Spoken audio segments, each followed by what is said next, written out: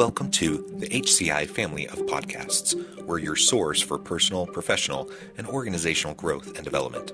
We share our own original research, explore industry trends, and interview executives and thought leaders from across the globe. Join us for practitioner-oriented content around all things leadership, HR, talent management, organizational development, and change management. Maximize your personal and organizational potential with the HCI family of podcasts. Christian Muntean, welcome to the conversation today. Jonathan, it's good to be here. It is a pleasure to be with you. You're joining us from Anchorage, Alaska. I'm south of Salt Lake City in Utah.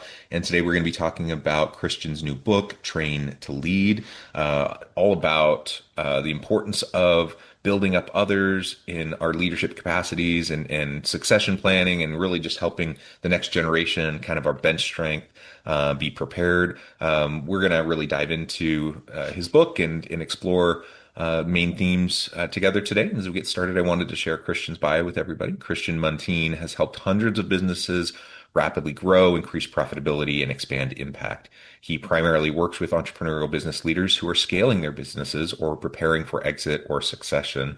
He partners with owners, boards, and executive teams as they make game-changing decisions.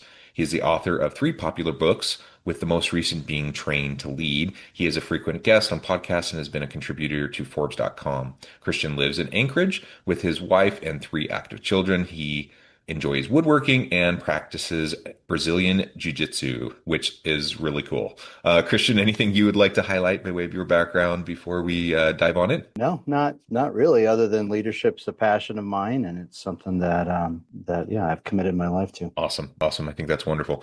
Well, tell us, let's start off with just kind of the why behind the book. Why this book? Why now? You've authored other books. Why this book? Why now?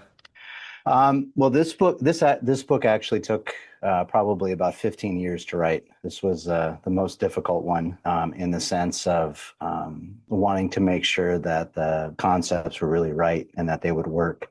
But part of the genesis of the book is part of my background's in athletics. Mm-hmm. And I was a strength and conditioning instructor kind of as a side hobby for about 12 years. One day I was leaving the gym and I wondered, why is it that I can take an athlete and if they have a goal, let's say to run a marathon or they're going to do some kind of sport event, whatever they're doing, 3 months out, 6 months out, 4 weeks out, I can create a training program that will have them peak to the day of their event when they need it. But when it comes to leadership, it seems to be that most leadership prep is, here's a fire hose of ideas. If you get anything at all, which is the most common approach, is to get nothing. Yeah. If you get something, it's a fire hose. We're going to send you to some conferences, watch these videos, something like that. And good luck, don't screw up. And there's no real sense of, hey, this person's about to step into this role as a new CEO, a new general manager. They're being promoted to VP. And we plan that to happen in about 90 days. And so how do we begin preparing that person for things along with, besides the paperwork changes that need to happen, but how do we prepare that person for a very different role? And when you look at the statistics around succession planning, we see that about 66% of successions fail, or at least fail the expectations of the people orchestrating the succession. And that's pretty abysmal. It's pretty sad. And when you look at why, a lot of that has to do with just not good preparation. The book's not directly about succession planning, but it's really written for the leader themselves who's trying to prepare. And it's just as effective, I would say, for a leader who's in a role and realizes, I've been eyeballing the CEO position or the general manager position for years. And now that I'm here, the job is totally different than what I thought. And what do I do? And so it's really written to describe, here's what you do. And I try to pull from the best evidence-based practices and condense them in a way that, and I think the main thing about the book is I don't know that I really honestly introduce many new concepts in the book. Leadership is a very well-studied, very well-traveled trail. It's not it's well-researched. People understand what works. That's not always what makes it into the popular kind of conversations, but we understand what makes it work. What we don't understand is the sequences that you need to learn things, like what you need to learn first so that you can better learn something else later. And so people will start out trying to learn something complicated, like how to turn around a company or how to do an intensive, complicated strategic planning.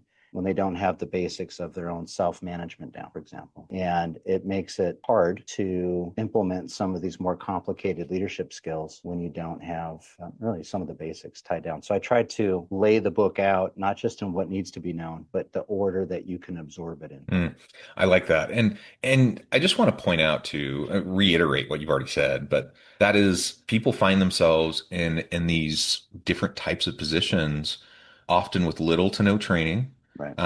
with the best of intentions, and often they're almost set up for failure Yeah. because they haven't been supported to, in growing into this new position. And that's Right. not to say that they're not capable, they're not smart, etc. Like you could have had a very successful career, you're very intelligent, you have great Yeah. relationships, great networks, know how to get stuff done. Like all that can be true, and you can still end up in the next rung up. You get promoted. Yeah. Eventually, what's called the Peter principle. Right. A lot of people get promoted into their level of incompetence. Yeah. You're successful, you get promoted, and then it is totally different. You find Right. yourself in a completely different role where success looks totally different, Right. where what is needed to be successful in that role, what it takes is just different. And if Yeah. you're not prepared for that, we really are setting people up for failure, which Right. is extra sad because these were Yeah. people who are our star people, right? Yeah. And Yeah. we've taken our star people out of positions where they're stars, moved them into positions where they're not ready, or, not ready. I mean, people are ready to make the move, they're ready to grow into that position, but they're not ready to hit the ground running in that position. They don't necessarily know what it entails, how it's going to be different. And and it's super sad. It's sad for them and for their careers. It's sad for the organization. It's sad for the teams involved. Right. And it is preventable, Yes. with some intentionality.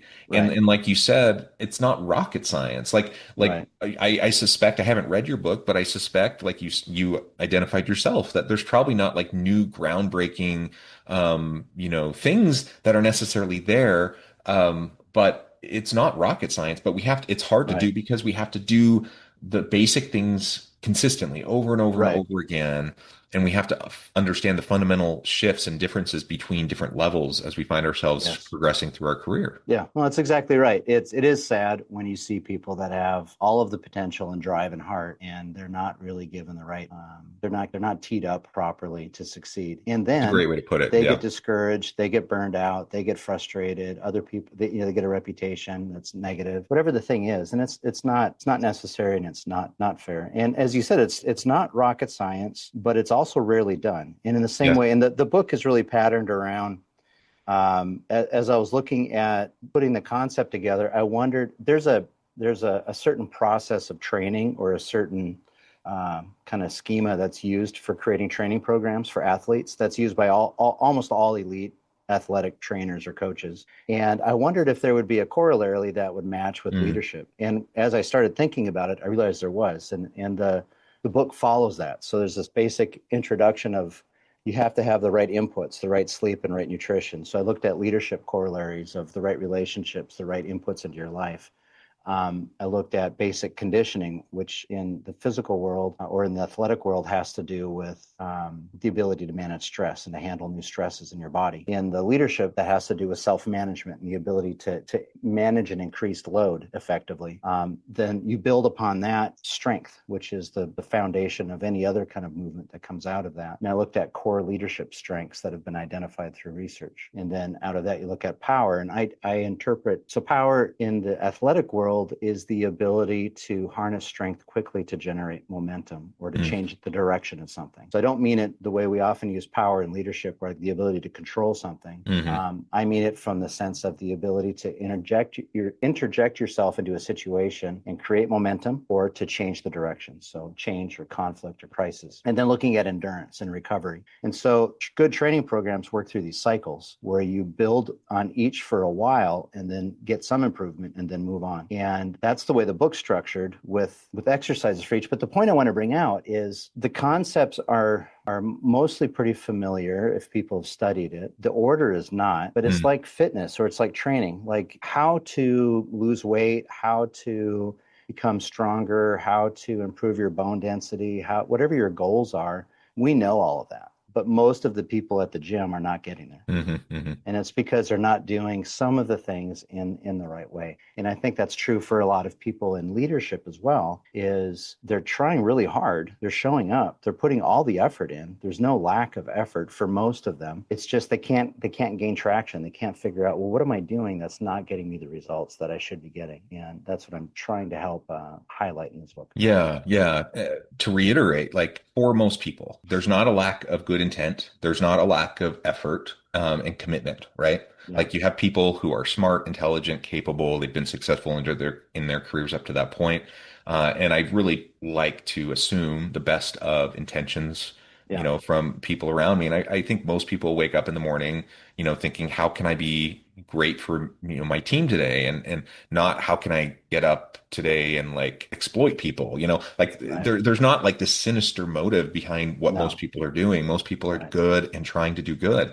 And so it's not a lack of good intent. It's not a lack of right, effort. But it's just a blowing in the wind of not knowing how to put in place some of the basic things. And right, because most people don't have the training, they don't have a background in it, or much experience in leadership itself. Then you have people kind of defaulting to what they've seen, right? right. Yeah, They default to kind of the examples that they've had in their past, right, and a lot of times those examples aren't particularly good examples. right. Or maybe they were an example that worked okay in one situation, but doesn't necessarily work in a different context or in a different Yeah, type of role, right? yeah, And so, I mean, it's only reasonable to expect that in a lack of targeted training, like that's what people would do, right? You're just right. putting your best foot forward, and you're going to rely on the experiences you've had and the examples that you've had. But a Sure. lot of those aren't particularly good examples. They're not going to actually help you be successful in the role that you're in.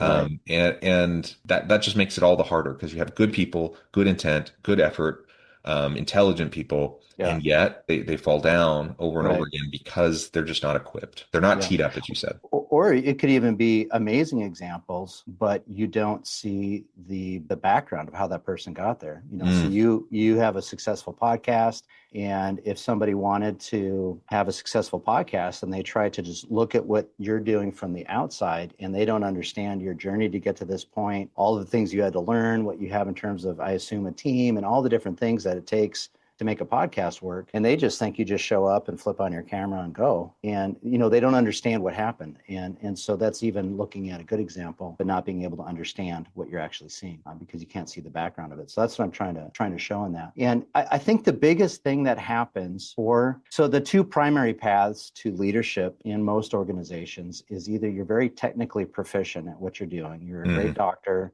you're a great engineer, you're a great project manager in a construction company, you're a great designer, or whatever the thing is that you're good at technically, or you're great at sales in some way. You're good at bringing in money. Usually those are the two primary paths into leadership. And then once you get into a leadership role, you find that your job is now people. It's about providing direction and aligning people and dealing with people and being able to motivate them towards this larger direction. And all of a sudden, your ability to do business development or marketing, it's not that it isn't important anymore, but it's changed and it's not needed in the same way. And the same thing with the technical skills. It's good that you know those things, yeah. but those are not your job now. Or as you move up, they become increasingly less of your job, especially once you get into executive roles. And that is, I think, a very confusing shift for most of these leaders. Is like I was talking yesterday actually to a coaching client of mine that I did help step into a president role in a company. And when we were first talking about it, he made this comment. He's like, what am I supposed to be doing? Like going to job sites and kissing babies? And I was like, well, not exactly, but kind of. I mean, you do need to care about their babies. You do need to know about your people. Now, he went from initially sort of pushing away that concept of, because he was excellent at what he did technically. He's brilliant. He's a very, very smart guy. And he was very good technically. And when he moved into this executive position, this idea of shifting to his job being mostly people, he did embrace it. And he's grown his company from 20 to just about 60 million in about 4 years as a brand new president. But it's because he embraced this concept of my job's about people. And the primary, I guess, principle of leadership development is that it's not about knowledge about strategy or about your company. It's about personal development. The more you're willing to grow as a person, the more effective you're able to be as a leader. And he really embraced that and has been able to take off as a result. And that's something that I would, really encourage your listeners to embrace, because I think that's the hardest part. Because, I want to complain about the economy. I want to complain about how hard it is to hire good people. I want to complain about the competition, all the things that you want to complain about why you're having a hard time finding success. But if you're willing to look internally and say, well, what is it that I need to personally grow in, especially just as a human being, not just cognitively, but in terms of my attitudes, in terms of my habits, in terms of my practices, in terms of how I take care of myself, those things do translate into more effective leadership. Yeah. I like to think of it in terms of, staying curious, lifelong learning, like whatever kind of framing you want to put on it. Like there's a Yeah, certain intellectual humility right, that's present with people who are willing to do that self-reflection and introspection and willing to work on themselves right, amidst, working with the teams and right. working with the business to help it improve. People notice the difference, right? Yeah, So people that are working with you, they know the difference between that right, arrogant SOB who thinks they know it all and is a jerk to everyone around them versus the one that can still be super confident, right. decisive, all those things, but have a certain kind of curious a way about them, and they just Yeah, have this intellectual humility about them, and they know they need to lean on the expertise of the people on their team, and all of that, and they start to kind of model and demonstrate for everyone around them, right. like we're going to have a learning culture, we're going to have Yeah, experimentation culture, we have a safe place where you don't have to just fake it till you make it. Like you can demonstrate and work with others when there are gaps, and that's right. okay. And we can Yeah, build and lift each other. Like that creates such a dynamic workplace when you can right. have that kind of a culture. Yeah, And some of us have been lucky enough to work within those types of cultures. right. And I would suggest that probably the majority, though, haven't necessarily had that privilege. And Yes, so it sounds nice. People think, oh, theoretically, that would be wonderful. But in reality, that never happens. I'm like, no, it actually can happen. it can. And I Yeah, suspect from this example that you were giving, the way they grew over a short period of time, I suspect at least a large part of that was simply this honest, sincere desire of their leader who has the technical proficiency, but was willing to lean into the new role, be curious, be humble, work with the team, and they grow collectively, they grow together, right? yeah. And it's just a fundamentally different way of approaching growth, I think, than Yeah. what unfortunately what we often experience. Yeah, yeah. I think this particular leader is a good example of what Jim Collins wrote about in that old book, Good to Great, where he demonstrates humility, as you were describing, and this real passion for success for the company. And between the two, I think that allows a lot of growth and a lot of significance, because it is hard when somebody comes in, and it's very common. And the thing is that people may not know that this is in them, but they get into a role and they feel like, I have to succeed. I can't screw this up. And they're not thinking about that through the lens of, is this ego? Is this pride? Is this something like that? Because it feels like insecurity. But there's this dynamic where they become closed off to other people's inputs. They're hypersensitive to anything that feels like criticism. They're afraid to ask questions because that might suggest they didn't already know the answer.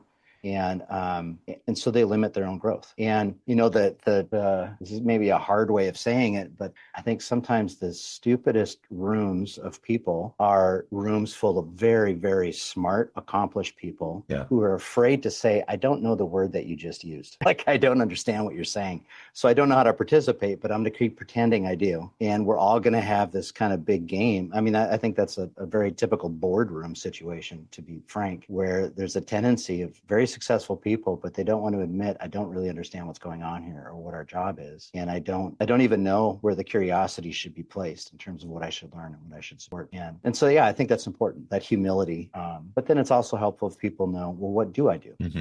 Yeah, I often tell my students, sometimes the dumbest people, like the most brilliant, most intelligent people I've ever met in my life are also the dumbest people. Like because Yeah.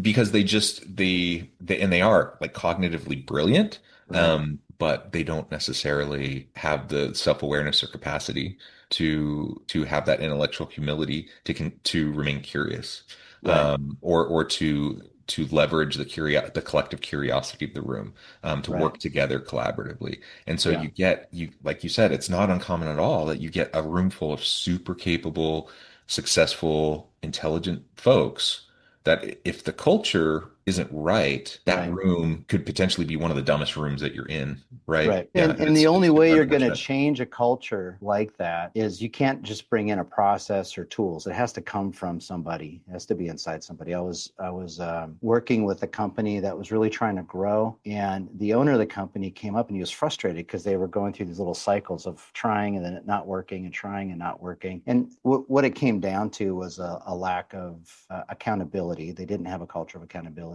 and a lot of that was driven by the owner who wanted to, like a lot of entrepreneurs, wanted to chase the shiny object and Mhm. didn't necessarily want to stick with the thing. And so he wasn't modeling accountability or putting the energy into requiring his team to provide it. And he asked me, like, do you have a tool or a trick for this? And I was like, no, this is one of those things that as a leader, you have to wake up in the morning and just decide to do. It's like working out. Like you got to make yourself go to the gym. I can give you a great workout plan, but you got to be the one to do it. And this is just like that. And that was a real challenging thought for him because I don't know that he was ready to take ownership for those things. And so when you're trying to change a culture in a room and you find it's not producing the kinds of results that you want, good leaders will first look at themselves. It doesn't mean it's all themselves that created it, Right. but I like what Dr. Henry Cloud says that in his book, Boundaries in Leadership, that you have the circumstances that you created or allowed if you're a leader. And I think looking at your circumstances and saying, okay, well, how have I helped create this, or how am I allowing this to perpetuate? And a lot of that change then has to do with some personal work that needs to be done. And it could just be being willing to be brave and courageous and say something that will rock the boat a little bit and make people a little bit uncomfortable, but it helps move them to a healthier place. I mean, when I was training people in athletics, pushing people into discomfort was something you did in every class. It was, how do I push people a little bit farther? We're very cautious about doing that many times in leadership because you get that relational discomfort that can be there, especially if you're in an environment where there isn't a lot of trust or Yeah. understanding of mutual respect. Yeah, yeah. All very well said, Christian. We've only scratched the surface here, but thankfully you have a wonderful book as a resource where people can dive in and dig in deeper. As we start to wrap up today, I just want to give you a chance to share with the audience how they can connect with you, find out more about your work, where they can find your book, and then give us the final word for today. Sure. Yeah. The best place to connect to me is at my website, christianmuntean.com.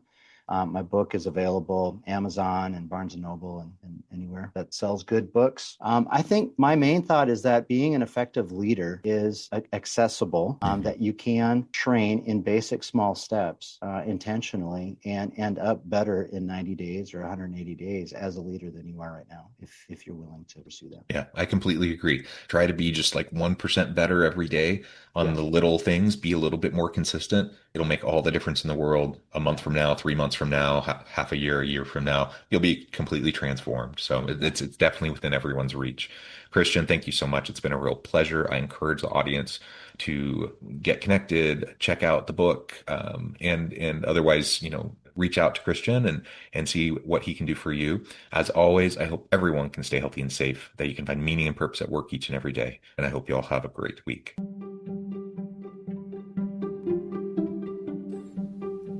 Thanks for joining us for this episode of the podcast. We hope you stay healthy and safe, and please join us again soon.